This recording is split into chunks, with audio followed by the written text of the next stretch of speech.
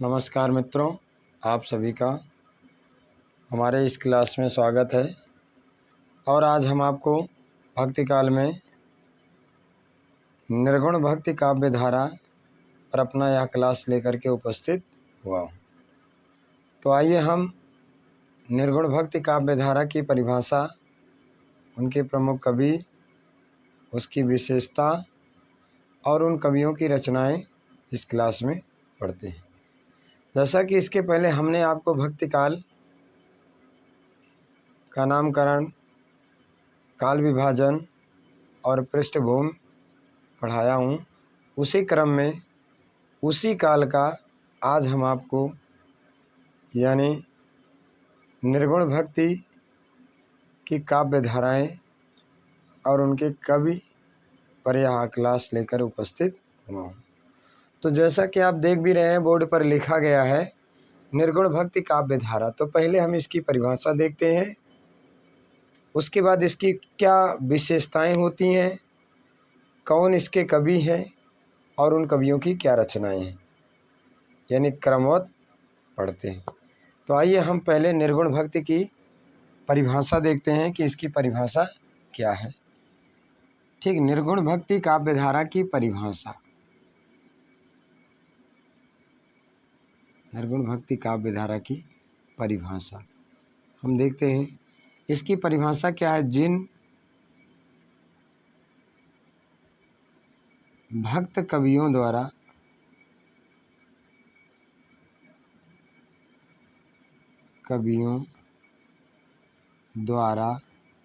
जिन भक्त कवियों द्वारा या जिन भक्त कवियों ने, ठीक है, जिन भक्त कवियों ने ईश्वर को निर्गुण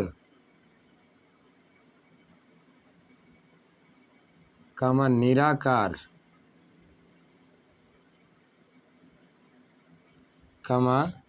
अजन्म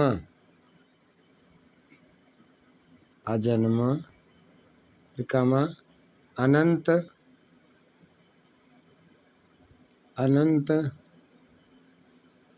अनादि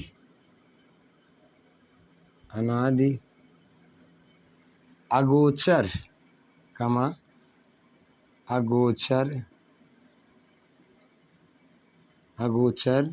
मान कर उनकी उपासना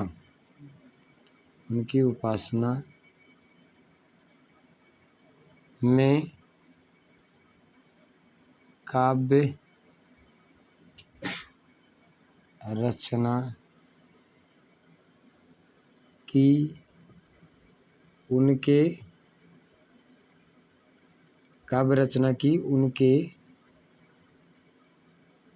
द्वारा रचित काव्य को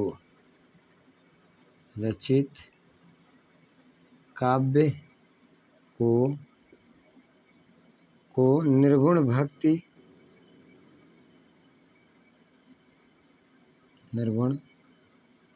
भक्ति काव्य धारा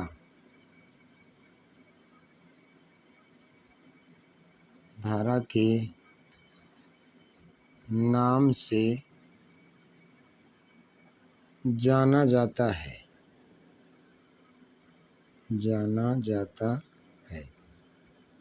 ठीक, ये तो हो गई निर्गुण भक्ति की काव्य धारा, यानी क्या निर्गुण भक्ति काव्य धारा की परिभाषा हो गई। उसके बाद थोड़ा इसमें देखते हैं, निर्गुण भक्ति काव्य धारा को निम्नलिखित दो रूपों में विभाजित किया गया है, यानी जाना जाता है। तो निर्गुण भक्ति काव्य धारा को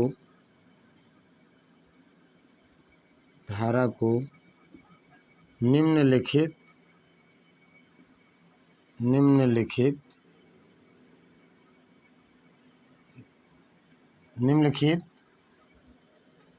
दो भागों में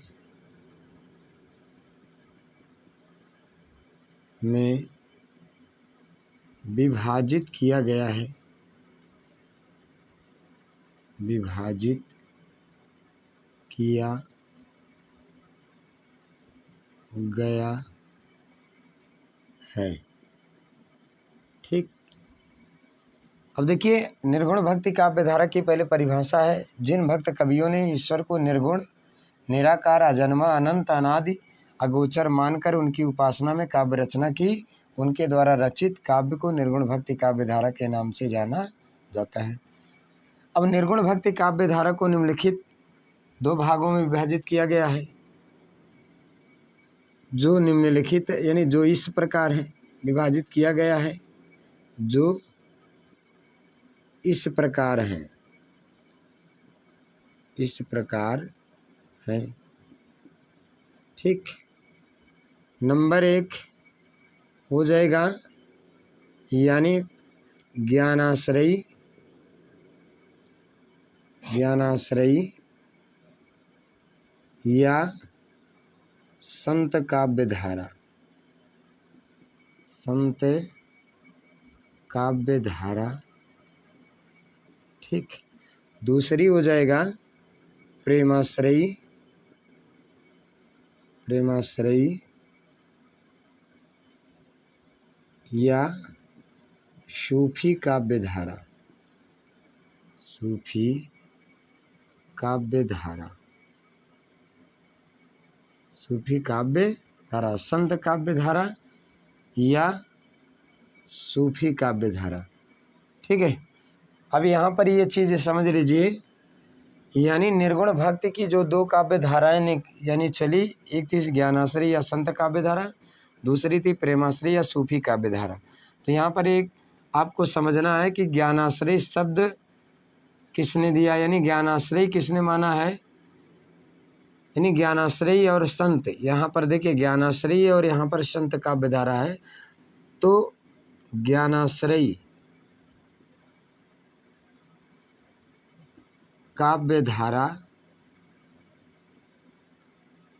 आचार्य रामचंद्र शुक्ल ने कहा है, आचार्य रामचंद्र शुक्ल ने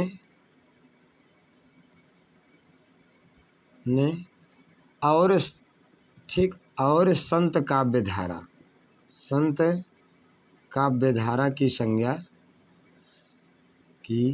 संज्ञा जो है वह दिया है कौन, डॉक्टर राम कुमार वर्मा, डॉक्टर राम कुमार वर्मा ने कहा। इसको भी साथ में जानते चलिए।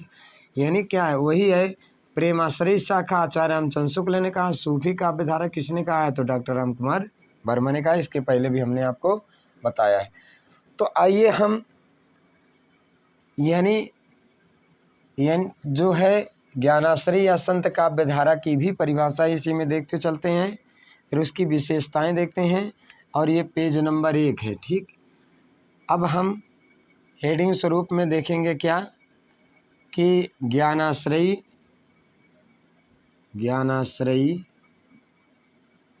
या संत काव्य धारा, संत काव्य धारा।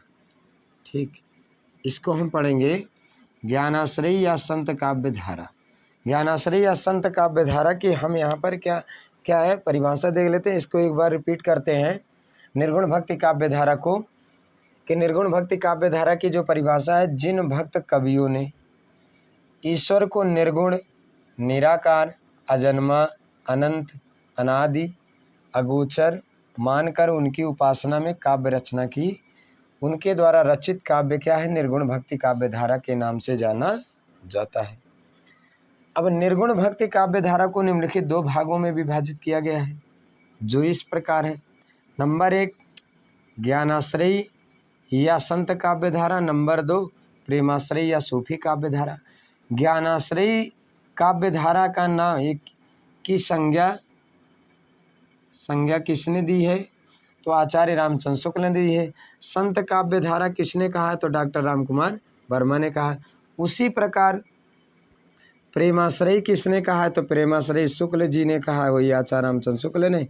और सूफी काव्य धारा किसने कहा है, तो राम कुमार वर्मा ने कहा है, डॉक्टर राम कुमार वर्मा ने कहा है। ठीक, यानी सूफी किसने कहा है? तो राम कुमार वर्मा ने कहा है। प्रेमाश्रय किसने कहा? तो आचार्य रामचंद्र शुक्ल जी ने कहा है। ठीक, अब हम अगले पेज में देखेंगे ज्ञानाश्रय काव्य धारा या संत काव्य धारा। ठीक, दूसरे पेज में हम देखेंगे ज्ञानाश्रय काव्य धारा की परिभाषा या सूफी क्या है, संत काव्य धारा। तो इसकी हम परिभाषा अगले पेज में देखते हैं। ठीक, यानी निर्गुण भक्ति में ज्ञानाश्रय भक्ति की क्या परिभाषाएं होती हैं या संत काव्य धारा की क्या परिभाषा होती है, इसको हम अगले पेज पे देखेंगे। यदि आपको हमारा पढ़ाया समझ में आ रहा है तो आप हमारे चैनल ज्ञान गुरु हिंदी 97 को सब्सक्राइब करें, लाइक करें और अधिक से अधिक इसको अपने इष्ट मित्रों के पास शेयर करें। ठीक, तो ये देखिए दूसरा नंबर पेज है। दूसरे नंबर पेज पर हम क्या पढ़ने चल रहे हैं? दूसरे नंबर पेज पर पढ़ने चल रहे हैं यानी निर्गुण भक्ति में के जो दो भेद हैं उन्हीं में से पहला जो भेद है वह कौन सा है? वह है ज्ञानाश्रयी, ज्ञानाश्रयी या संत काव्य धारा, संत काव्य धारा, इसको हम पढ़ने चले। ठीक, यानी क्या पहला यानी ज्ञानाश्रयी या संत काव्य धारा। ठीक, अब देखिए ज्ञानाश्रयी या संत काव्य धारा की परिभाषा पहले हम देखते हैं, इसकी परिभाषा क्या है। ठीक, परिभाषा को हम देखते हैं कि इसकी परिभाषा क्या है। तो देखिए परिभाषा, जिन भक्त कवियों ने, जिन भक्त कवियों ने, जिन भक्त कवियों ने ज्ञान को ईश्वर, ज्ञान को ईश्वर प्राप्ति का एक, यानी ज्ञान को ईश्वर प्राप्ति का एक मात्र माध्यम, एक मात्र माध्यम मानकर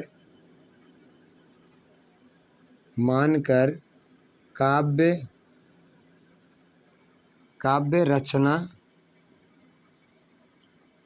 रचना की उनके द्वारा रचित काव्य को आचार्य रामचंद्र शुक्ल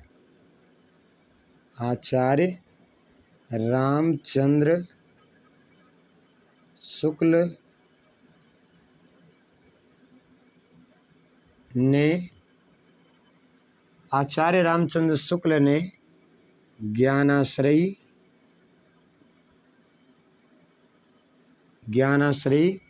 काव्य धारा तथा डॉक्टर राम कुमार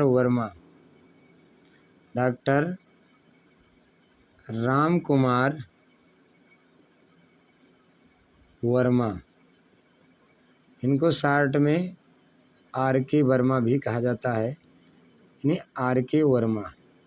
ठीक, RK वर्मा ने संत काव्य धारा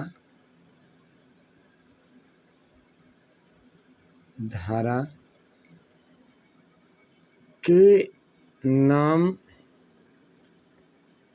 से संबोधित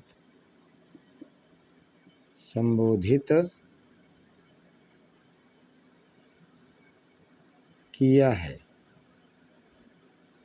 ठीक, अब आपके समझ में आ गया होगा कि ज्ञानाश्रयी या काव्य धारा, यानी इसको हमने परिभाषा के तौर पर आपको स्पष्ट कर दिया है। ज्ञानाश्रयी या संत काव्य धारा की जो परिभाषा है, जिन भक्त कवियों ने ज्ञान को ईश्वर प्राप्ति का एक मात्र माध्यम मानकर काव्य रचना की, उनके द्वारा रचित काव्य को आचार्य रामचंद्र शुक्ल ने ज्ञानाश्री काव्य धारा तथा डॉक्टर रामकुमार वर्मा ने संत काव्य धारा के नाम से संबोधित किया है। मतलब जिन भक्त कवियों ने इस यानी क्या ज्ञान के द्वारा ईश्वर प्राप्ति के माध्यम को यानी क्या है ज्ञान को ईश्वर प्राप्ति का एकमात्र माध्यम माना है, उसको उस काव्य धारा को आचार्य रामचंद्र शुक्ल ने ज्ञानाश्री नाम दिया है, ज्ञानाश्री काव्य धारा की संज्ञा दी है तथा डॉक्टर रामकुमार वर्मा ने संत काव्य धारा की संज्ञा दी है। ठीक, तो ये तो हो गया, क्या क्लियर हो गया। उसके बाद हम ज्ञानाश्री या संत काव्य धारा की कुछ विशेषताएं देखते हैं। ठीक, यानी हेडिंग के तौर पर जान लीजिए, ज्ञानाश्री या संत काव्य धारा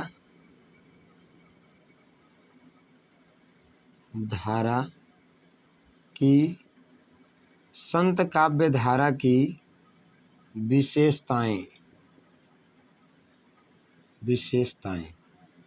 ठीक है, संत काव्य धारा की विशेषताएं। ठीक है, यानी इसी पेज में हम देखेंगे ज्ञानाश्री या संत काव्य धारा की कौन कौन सी विशेषताएं हैं। तो इसको हम नंबर के तौर पर देखेंगे। नंबर 1, जैसे ईश्वर के निर्गुण रूप की उपासना। इसमें हम देखेंगे क्या, ईश्वर के निर्गुण रूप की उपासना। ठीक, दूसरी फिर है एकेश्वरवाद।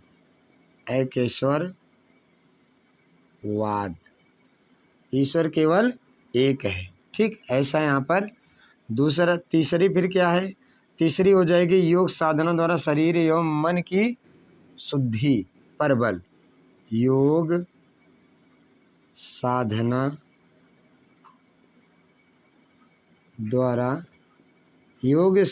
द्वारा शरीर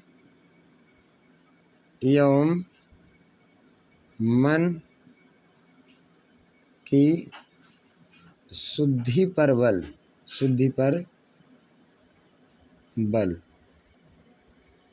ठीक, दूसरा नंबर हो गया। तीसरा हो गया। चौथा नंबर देखिए, चौथा क्या हो सकता है, गुरु को ईश्वर की तुलना में उच्च स्थान। गुरु को ईश्वर की तुलना में उच्च स्थान।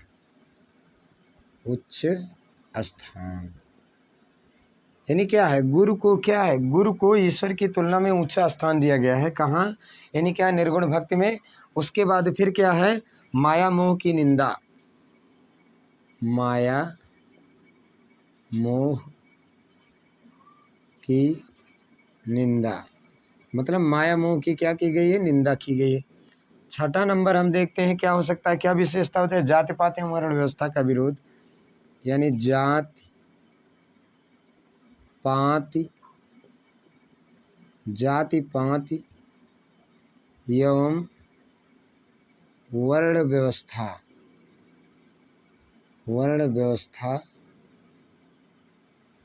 का विरोध। जाति पाति एवं वर्ण व्यवस्था का विरोध। उसके बाद अगला नंबर क्या हो सकता है, अगली विशेषता क्या हो सकती है, सातवीं, उसको हम देखते। देखिए, जाति पाति एवं वर्ण व्यवस्था का विरोध, बाह्य आडंबरों का खंडन। बाह्य आडंबरों का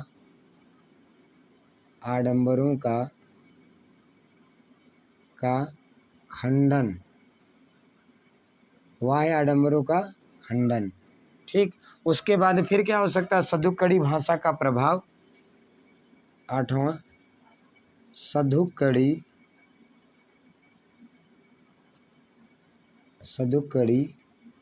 भाषा का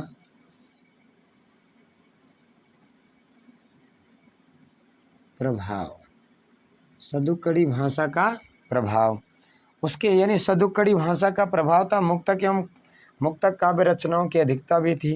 तो अगला ही नंबर हम यहाँ पर देखते हैं, यानी 9वां क्या हो सकता है, मुक्तक यानी क्या मुक्तक काव्य रचनाओं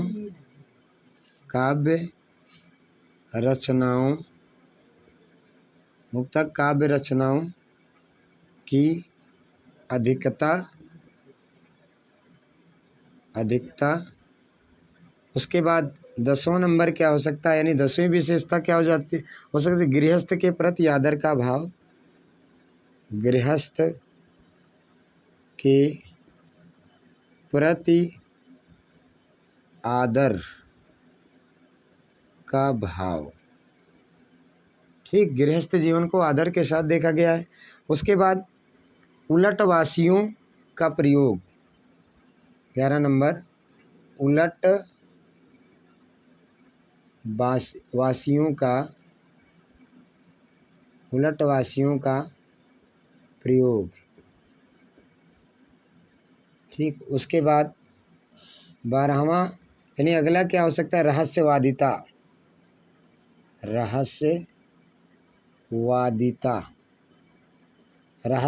भी है। उसके बाद अगली विशेषता क्या हो सकती है, हिंदू मुस्लिम एकता का समर्थन। हिंदू मुस्लिम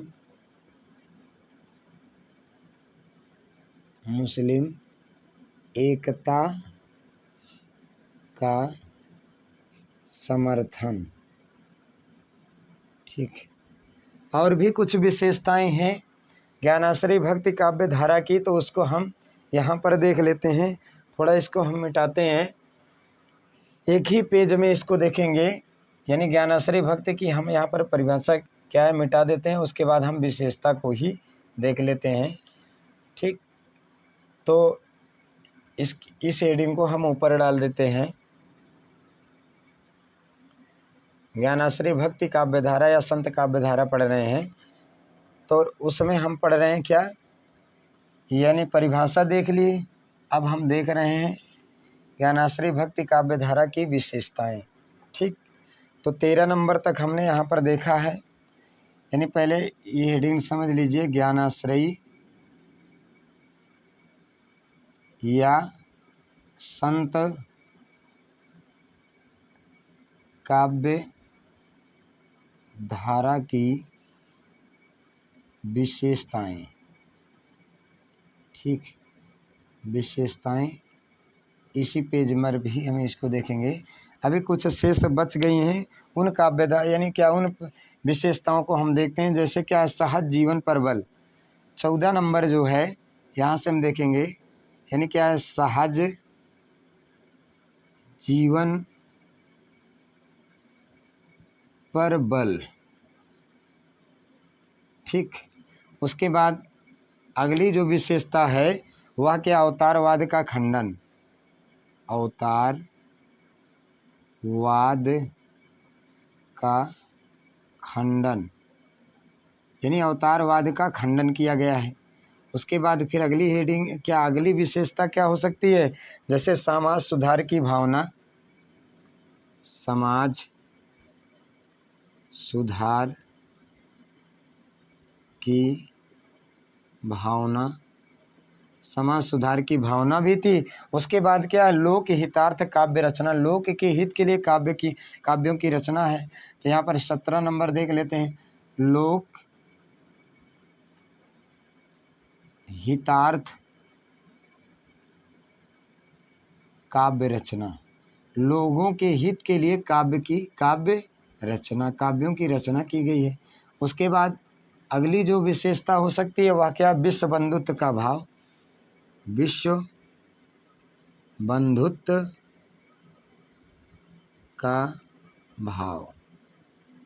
ठीक, उसके बाद अगली विशेषता क्या हो सकती है, अद्वैतवाद में आस्था। अद्वैतवाद में आस्था। ठीक, अगली विशेषता 20वीं क्या हो सकती है, यानी माया मोह से दूर रहने की सलाह।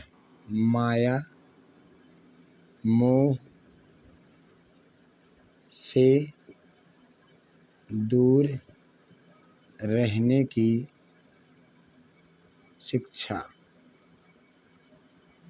ठीक, तो ये तो हो गया क्या, यानी ज्ञानाश्रय या संत काव्य धारा की विशेषताएं।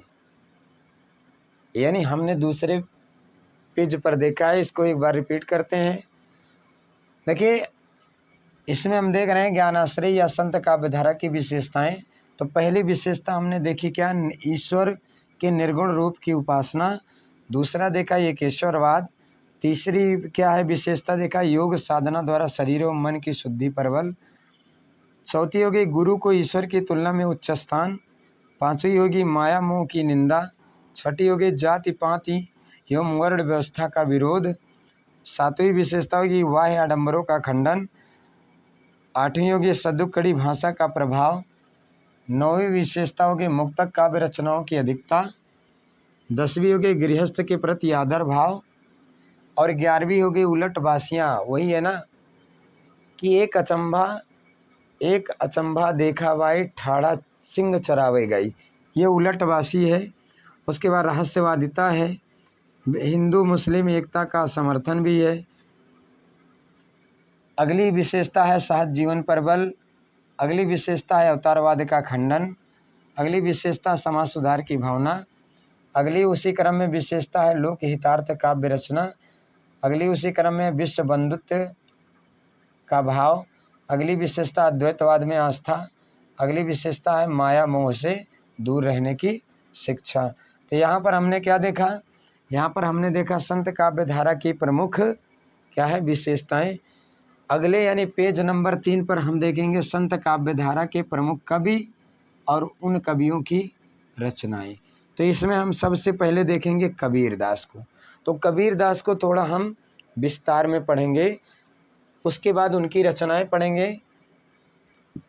यानी कबीरदास भक्ति काल में किस भक्ति के कवि हैं, इसको थोड़ा हम देखेंगे। उसके बाद कबीर की कुल कितनी रचनाएं इतिहासकारों ने मानी हैं, उसको हम देखेंगे। उसके बाद कबीर के गुरु कौन थे, कबीर के माता पिता कौन थे, उस पर हम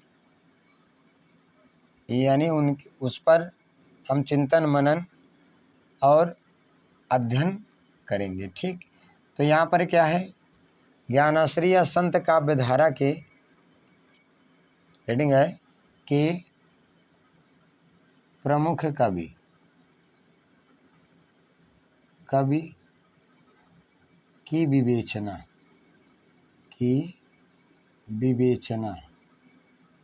ठीक, यानी हेडिंग है ज्ञानाश्रय या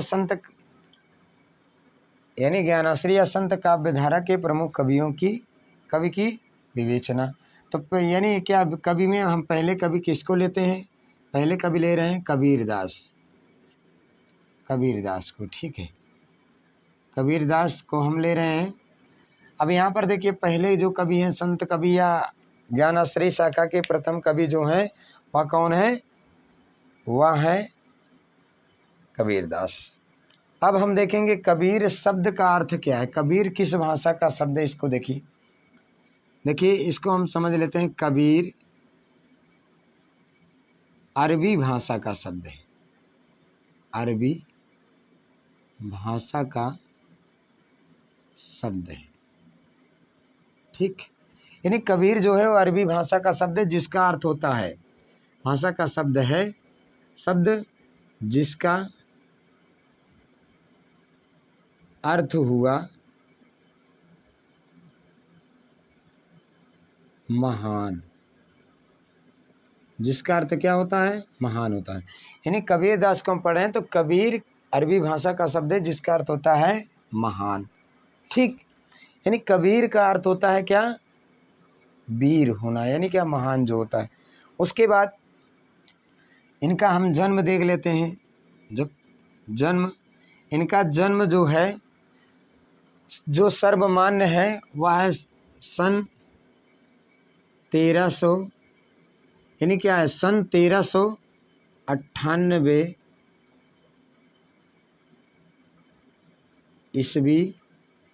और जन्म स्थान क्या है, 98 ईस्वी जन्म स्थान कहाँ, काशी। जन्म स्थान कहाँ है? काशी है। ठीक, उसके बाद मृत्यु भी इनकी साथ, यानी क्या, जन्म भी देख लिए, उसके बाद निधन, निधन इनका कब हुआ था? तो निधन क्या है? सन, ठीक, यानी क्या, जन्म, इनका जन्म कहाँ हुआ था? तो 1300, यानी क्या, जन्म कब हुआ था? 1398। मृत्यु कब हुई थी इनकी? तो 1518 में, सन 1518 ईस्वी में। ठीक, यानी क्या है, 1518 ईस्वी में इनकी मृत्यु हुई थी। ठीक, और इनका मृत्यु स्थल क्या था? तो मगहर था। ठीक है, मृत्यु स्थल क्या था? मगहर, मगहर। ठीक, जन्म स्थान काशी, मृत्यु स्थल क्या है? मगहर। ठीक, इस्लाम में अल्लाह का 7वां नाम अल कबीर माना जाता है। ठीक, थोड़ा इसको और समझ लीजिए। इस्लाम धर्म में, थोड़ा एक नोट की तरफ से यहाँ से समझ लो, इस्लाम धर्म जो है, इस इस्लाम धर्म में जो इस्लाम धर्म है, इस इस्लाम धर्म में अल्लाह का 37वां, अल्लाह का 37वां, ठीक है, 37वां नाम अल कबीर, अल कबीर, ठीक है, माना गया है। अल कबीर माना गया है, इसको भी आप समझते रहिए। यानी इस्लाम धर्म जो है, इस्लाम धर्म में जो 37वां, ठीक है, इस्लाम धर्म में अल्लाह का जो 37वां रूप है, ठीक है, 37वां नाम है, वह क्या है? अल कबीर, जिसका अर्थ होता है महान। ठीक, उसी क्रम में पिता का भी नाम देख लेते हैं इनके। पिता का नाम, पिता जो थे इनके क्या है? नीमा, माता, ठीक है, पिता जो थे इनके क्या थे? नीरू, और माता नीमा। पिता नीरू, माता नीमा। ठीक, ये थे। उसके बाद पत्नी कौन थी इनकी? पत्नी, विशेष इनके जीवन के पत्नी का नाम था लोई, और पुत्री का नाम था कमाली, और पुत्र का नाम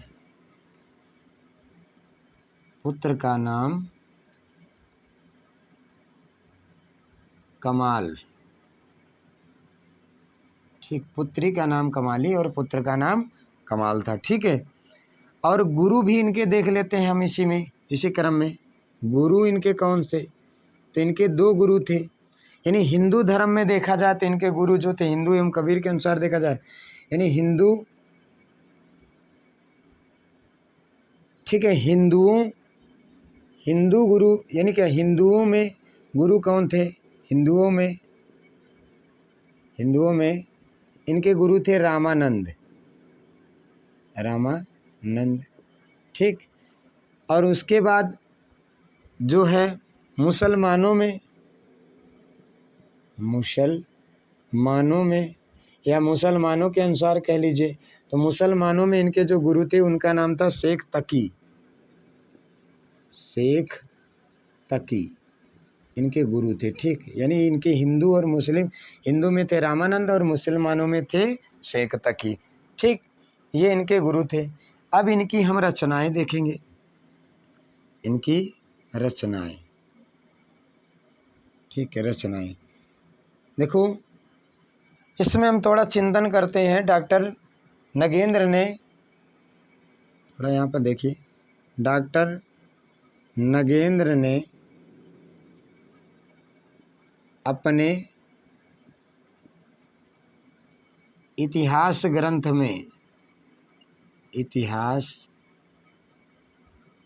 में कबीर की, ठीक, अपने इतिहास ग्रंथ में कबीर की 63 रचनाएं मानी हैं, 63 रचनाएं मानी हैं, जिनमें से, ठीक है, मानी है, जिनमें से 43 रचनाएं,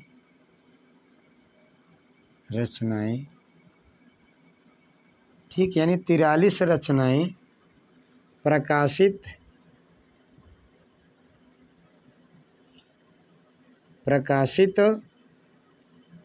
हुई और 20 रचनाएं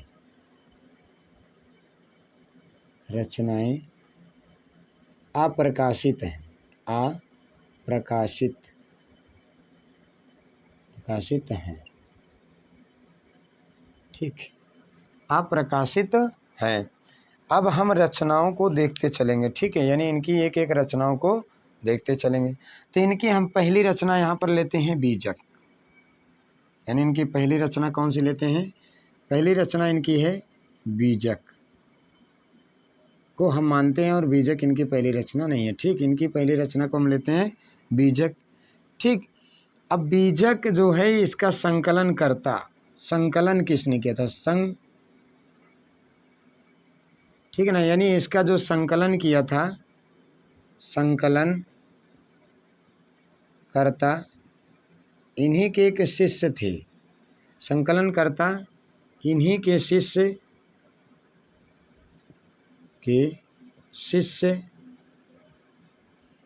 जिनका नाम था धर्मदास ने 1464 ईस्वी में 1464 ईस्वी में इस बीजक, यानी क्या, बीजक काव्य संग्रह का संकलन करता कौन थे? इन्हीं के शिष्य धर्मदास ने कब? 1464 ईस्वी में और इन्होंने इसके 3 रूप बताए हैं, ठीक है, 64 ईस्वी में इसके 3 रूप बताए हैं, ठीक, इसके 3 रूप बताए हैं, कौन कौन से? तो इसको हम देख लेते हैं ऐसे कर क्या बना के। तो इसके 3 रूप, जैसे पहला रूप इसका हो जाएगा क्या? इसी से पहली रचना जो बनी है वह है साखी। दूसरी रचना क्या है? ठीक, दूसरी रचना हो गई है शबद, और तीसरी रचना क्या है? तीसरी हो गई है साखी शबद रामायणी, ठीक। बीजक ग्रंथ से ही 3 रचनाओं का जन्म हुआ है, जो है साखी शबद रामायणी, ठीक। थोड़ा इसको हम एक बार रिपीट करते हैं और शेष इनकी अन्य रचनाएं हम अगले पेज पर देखते हैं, यानी पेज नंबर 4 पर उसको हम देखेंगे। पहले इसको हम एक बार रिपीट करते हैं। देखिए, हम पढ़ रहे हैं ज्ञानाश्रय या संत काव्य धारा के प्रमुख कवि की विवेचना। तो प्रमुख कवि के रूप में आज हमने किसको लिया है? तो प्रमुख कवि के रूप में आज हम जो है कबीरदास को चुना है। तो कबीरदास, देखिए, कबीर अरबी भाषा का शब्द है जिसका अर्थ होता है महान। इस्लाम धर्म में अल्लाह का जो 37वां रूप है, यानी अल्लाह का जो 37वां रूप है, 37वां नाम है, उसे अल कबीर के नाम से जाना जाता है, उसे अल कबीर माना गया है, ठीक। अब कबीर का जन्म सन 1398 ईस्वी को जन्म स्थान काशी माना जाता है। निधन सन 1518 को मगहर में। पिता का नाम नीरू, माता का नाम नीमा था। पत्नी का नाम लोई था और पुत्री का नाम कमाली और पुत्र का नाम कमाल था। गुरु इनके हिंदुओं में, यानी क्या है, यदि इनके हिंदू गुरु की बात करें, हिंदुओं में गुरुओं की बात करें तो रामानंद जी थे, और मुसलमानों में यदि बात करें तो इनके क्या गुरु कौन थे? जो है वह थे शेख तकी। हिंदुओं में रामानंद और क्या है, मुसलमानों में शेख तकी। रचनाएं इनकी क्या है? तो डॉक्टर नगेंद्र ने अपने हिंदी साहित्य के बृहत इतिहास ग्रंथ में इनकी कबीर की 63 रचनाएं मानी हैं, जिसमें से 43 रचनाएं इनकी प्रकाशित हुई हैं और 20 रचनाएं अप्रकाशित हैं, ठीक। उसी रचनाओं के क्रम में हम पहली रचना यहाँ पर लिया है बीजक, जिसके संकलनकर्ता इन्हीं के शिष्य थे, जिनका नाम था धर्मदास। 1464 ईस्वी में इन्होंने इसका संकलन किया था और इसको 3 रूपों में बताया था। तो पहली जो थी साखी, दूसरा शबद, तीसरी रामायणी। ठीक, अब हम शेष अगली रचनाओं के नाम को अगले पेज पर देखेंगे।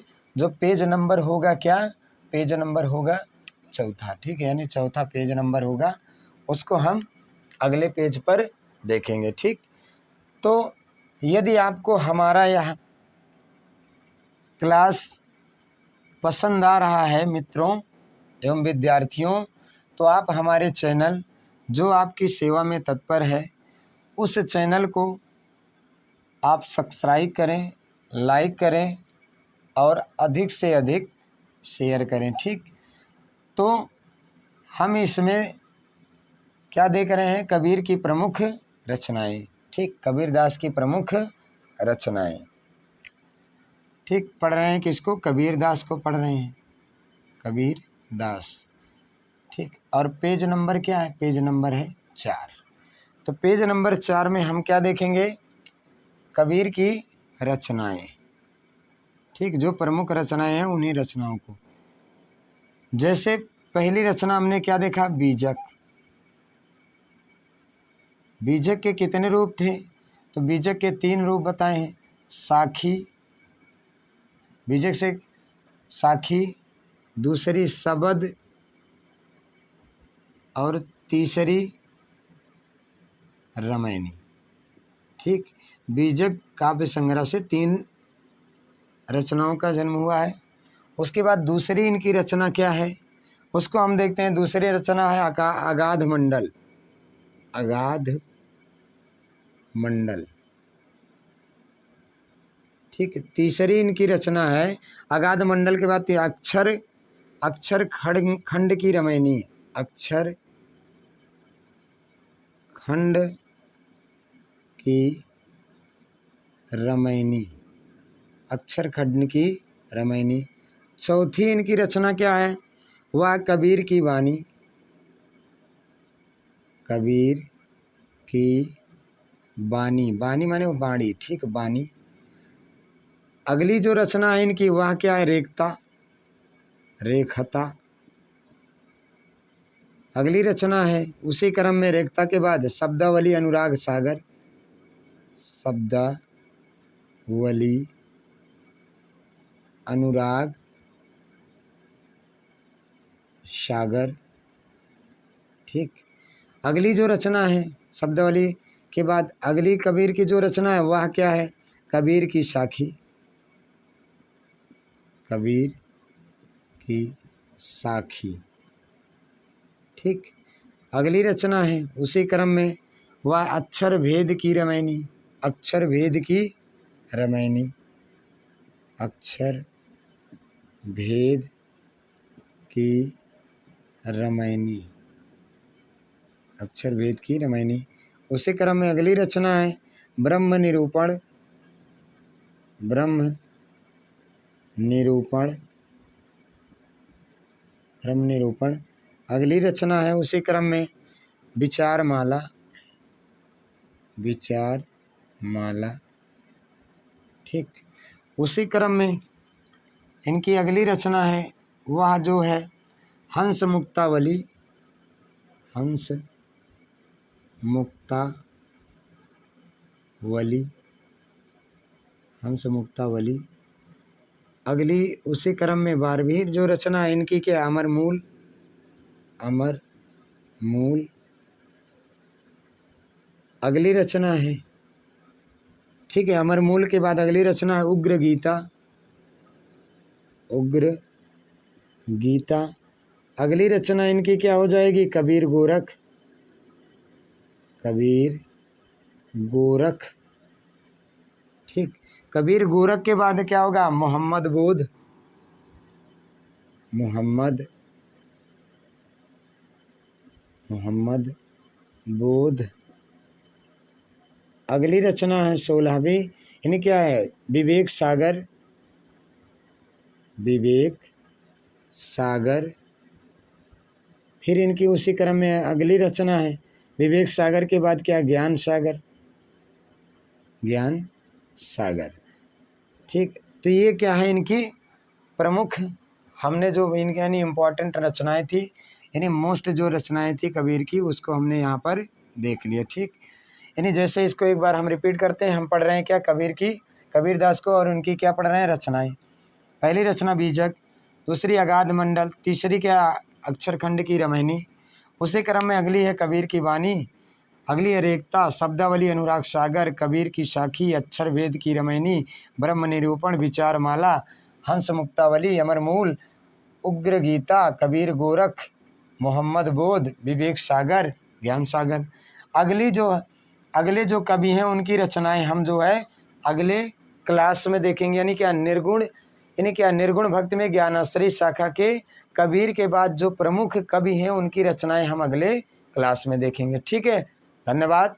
यदि आपको हमारा क्लास पसंद आया हो तो जो आपकी सेवा में यानी क्या है यूट्यूब पर उपलब्ध है ज्ञान गुरु के नाम से, उस चैनल को आप अधिक से अधिक सब्सक्राइब करें, लाइक करें और अधिक से अधिक अपने इष्ट मित्रों में शेयर करें। ठीक, धन्यवाद।